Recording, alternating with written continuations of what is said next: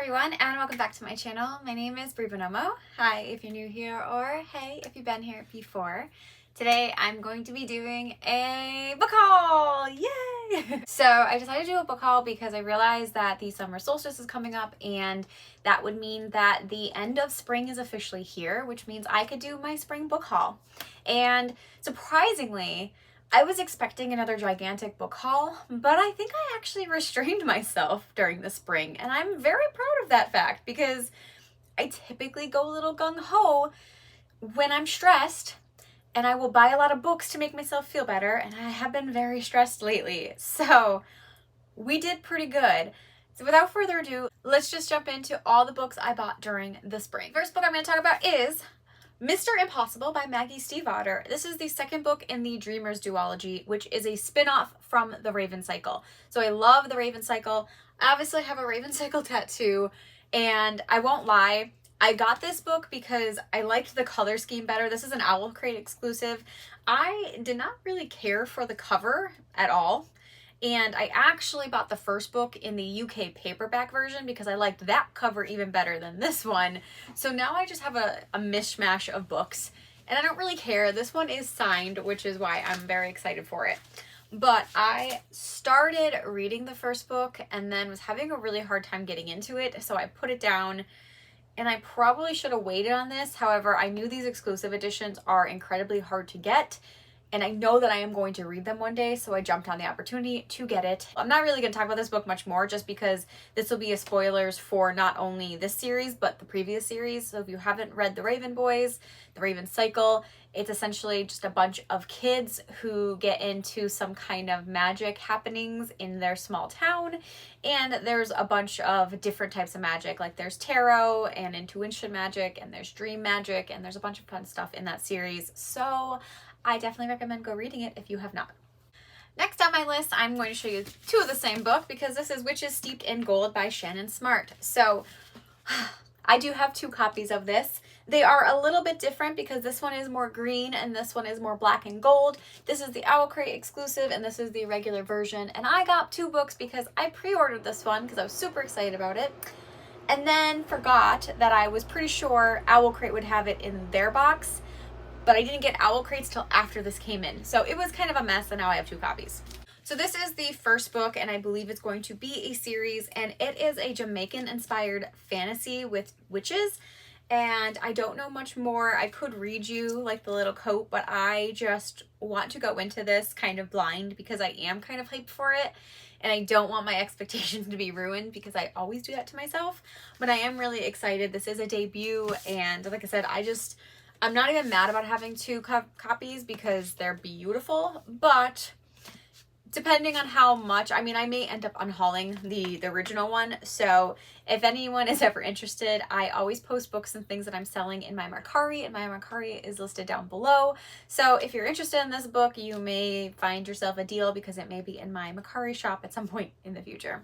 The next book I'm going to talk about is The Initial Insult by Mindy McGinnis. So this is a book that I actually got an ARC of back in 2020. I read it. I absolutely devoured it. I adored it. It was such a good book. Mindy McGinnis is, honestly, I say this a lot, she's one of my favorite authors, and she's just so genius with how she writes things. And she writes throughout multiple genres, but yet her implications in her stories are so impactful, and I just aspire to be like her one day because she's so prolific. This is actually the cover from the Bookish shop. I will leave them linked down below. This is also signed, and I was so excited because, again, she's one of my favorite authors, and I really love her. So I got this because the initial cover is fine. It's just not my favorite, and I really liked the simplistic style of it better. So, of course, I had to buy this pretty version. The original cover is on the back, though, in case, like, you wanted both. You have both.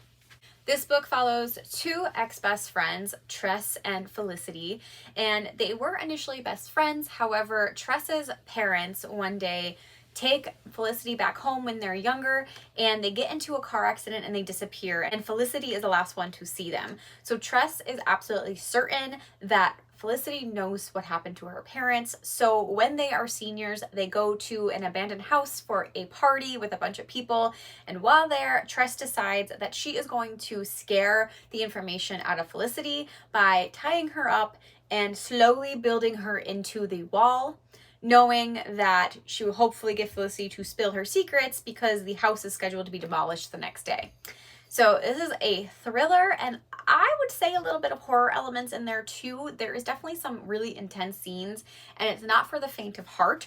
This is one of the best YA thrillers I have ever read. I am extremely picky with YA thrillers, and a lot of them don't impress me, but if you want a good one, this is the one for you. Just know that there are some trigger warnings for gore and assault, and it could be a lot depending on what kind of mood you're in. So definitely read this in a good headspace, but it is a really good book, I think, for the fall time. But if you're ever in the mood for a thriller, I definitely think this is one.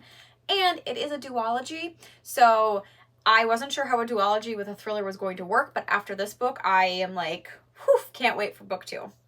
Next on my list, I have a series, and that is The Girl of Fire and Thorns by Rae Carson. So I actually won these books in a giveaway on Instagram, and I was very excited for it. Now, this is me kind of being like, kind of annoyed with myself because I did buy the first book. So I will be either selling my first book or maybe possibly doing a giveaway in the future. And I was super excited because I absolutely adore these covers. Again, I love simplicity and I think they're beautiful, and I've never read the series. So I do have 2 copies of the first one, and I didn't own the rest, but I am super excited because I heard that this is like a very good YA fantasy that has to do with like magic, and I think it's maybe a little bit like dystopian, but definitely heavier on the magic side of things. And there was the continuation with The Empire of Dreams. I think this is going to be a entirely new series. There might be 3 books as well, but either way, I'm very excited for this. I know I'm probably the last one to get on the hype train for these books, but I also heard that these hold up well over time, so I'm not mad that I'm putting it off, because I do think with some YA books, and especially YA fantasy, there is a time limit to some of them, so I don't feel like me holding on to these for a while now will really impact my reading experience, which I'm excited for. But I am so happy to have these beautiful paperback sets, and maybe one day soon I will definitely read them because I need to get on all these books that I have piling up.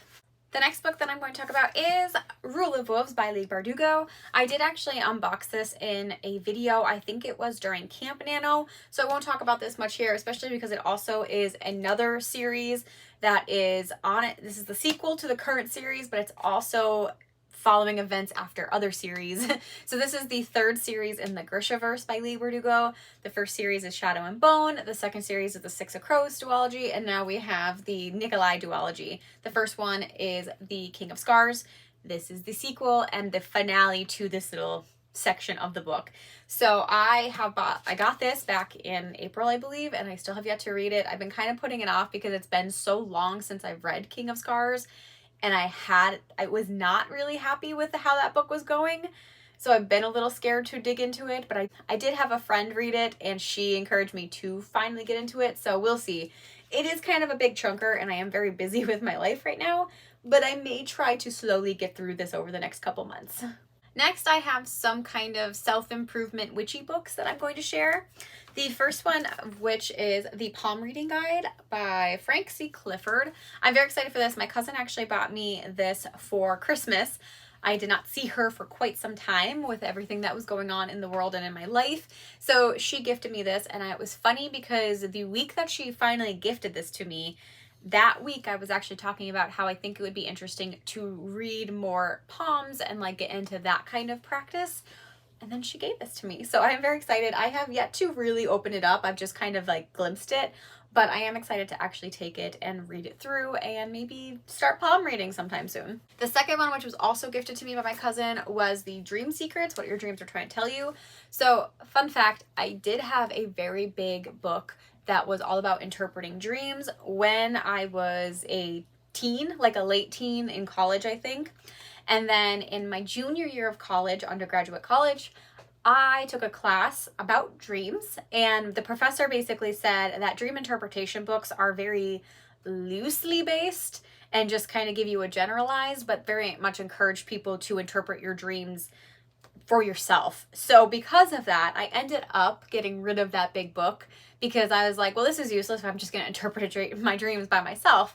But my cousin gave me this, and I think it's going to be good because I have a book that I am planning to write soon. Maybe it might not be as soon as I thought, but either way, it does have a huge dream component. And I think trying to put some general themes of like what dreams can be interpreted in will be better because it's a book for a lot of people, and I think general is much better than trying to be nuanced in that kind of case. So I'm excited to be able to use this for research. And I mean, it's just kind of nice to have a little quick book on dream analogy. And the last book that I have about my witchy kind of content was one that I kind of found out at TJ Maxx randomly, and it called to me and I like needed to take it home. And that is Calming Magic by Nikki Van de Kar.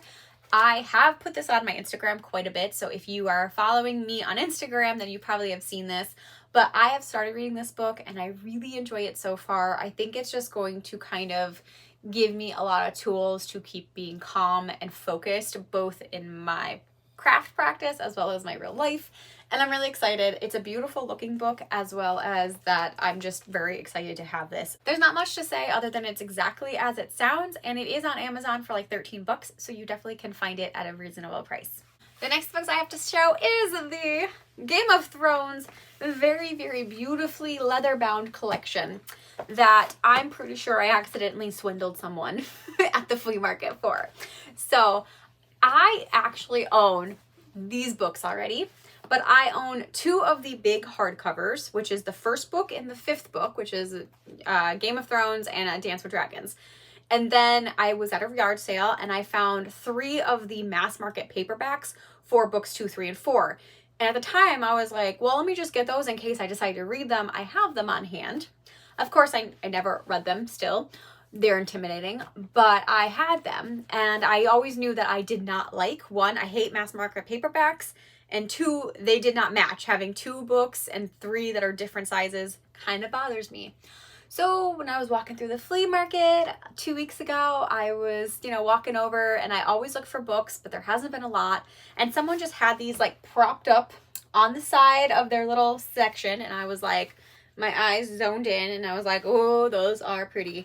And these are an expensive set, all things considered, because I think they're like $75 or $85 on Amazon. So I knew that like they're probably going to ask a lot for them. But surprisingly, they asked for $35. And I literally told the guy that was a really good price. And I just had $5 with me because I'm an idiot. So I'm like, I told this poor guy, I'm like, it is not you. This is a totally me. Like, I would take those books for $35. But I didn't think I was going to find anything here today that I would like. So I only brought $5 with me. But before I even got to say that to him, he offered me it for 20 bucks. And of course I didn't have it, but my husband just goes, here, I have it. So I swindled someone out of these. That's kind of the nice thing about flea markets. I kind of feel bad because literally 35 bucks for these, which are like brand new and looking beautiful, was completely fair.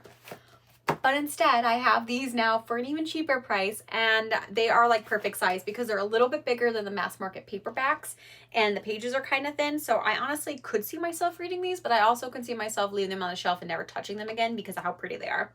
We'll see. I also received 2 Kinds of Us by Sarah Sutton. This is Sarah's 5th contemporary book, and I was very excited by the premise because not only is Sarah a friend of mine, and I will also leave her YouTube channel link down below, but I love music and I also love secret identities, and this book has both, and I'm very excited. I think this is going to be super cute, and this is going to be a really fun summer read, and this will be the first book that I probably will read from Sarah. So I'm just really excited to support her and to get something that I really like. And even though I don't dive into contemporaries too much, sometimes they are really great palette cleansers, and I'm really excited to dive into Stella's and Harry's love story. I have 2 more books to show you guys today. The first one that I have is Tokyo Ever After by Amiko Jean. This is actually the Spearcraft Books box exclusive cover, and I'm very excited. This is my first Spearcraft box that I got, but I really liked the theme. And also I've been looking for a new kind of contemporary, and I knew it was going to be a contemporary book. I just didn't know what book it was. So I decided to buy the box. I was very happy with it, and this was the book. And I actually really like this cover. I think it's super cute. I love the blue. I'm just very excited. And it did come with a book plate. So this one's not signed in the book, but it has a book plate for it. So overall, I am really hoping that I'm going to love this because it sounds extremely cute. It's kind of like a Japanese American contemporary book that's inspired by fairy tales. So I'm excited. And the last book that I have to share, which just came out in June, is Bloodlight Magic by Liselle Sambury. I also posted this on my Instagram and kind of a description of it, but basically this is about a girl named Voya who does a trial to kind of come into her full witch powers, but she actually fails the trial, and that means she doesn't get her powers. However, she's offered a second chance by her ancestors to get her full powers if she kills her first love. However, there's a catch, because if she doesn't kill her first love and she fails, then her entire family / clan will lose all their magic. So Voya kind of panics because she's never been in love before. So not only does she have to kill her first love, but she has to find her first love. So she enrolls in a matchmaking process and already hates the guy that she's matched with, and he hates her. So I'm pretty sure it's going to be an enemies lovers magical adventure, and I'm here for it.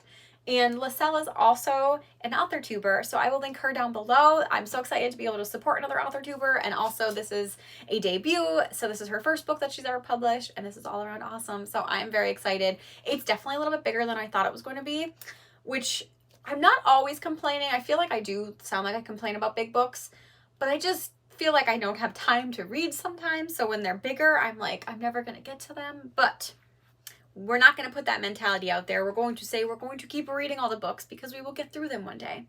So yeah, so I'm excited for Liselle's, and I can't wait to read this. And with that, that is all the books that I acquired in the spring season of 2021. I think I did really solid this season because I thought I was going to go crazy and buy a lot of books, but it turns out that I pretty much reined it in a little bit, which is good. I do think I'm going to start unhauling some books again because I am accumulating a lot, and I'm not really interested in some of the ones that I've been keeping around. I was keeping some around for specific YouTube videos, but I don't know if I'm honestly going to get to them, and it really might be into a year that I might get to some of those at this point with my schedule and how it's going to be going in the next year. So I don't know if it's going to be worth keeping those around. I can definitely come up with different ideas for those videos. And also the way that I wanted to actually do one of the videos, YouTube got rid of that function. They used to have a poll function, and I wanted to do a video introducing the topic and giving you guys as my followers an option to choose the poll. And they got rid of that, so I can't do that anymore. So if I decide to do it that way, I may try to figure it out another way, maybe using my Instagram instead. So again, plug for my Instagram. Go follow me over there because I may be asking a lot more questions and kind of getting some information for my YouTube videos on Instagram. Because right now I still don't have the community tab because I'm only at a little over 700 followers. But thank you guys so much for following me. Thanks for sticking around. And that's it. That's my video. So until next time, I'll see you then. Bye.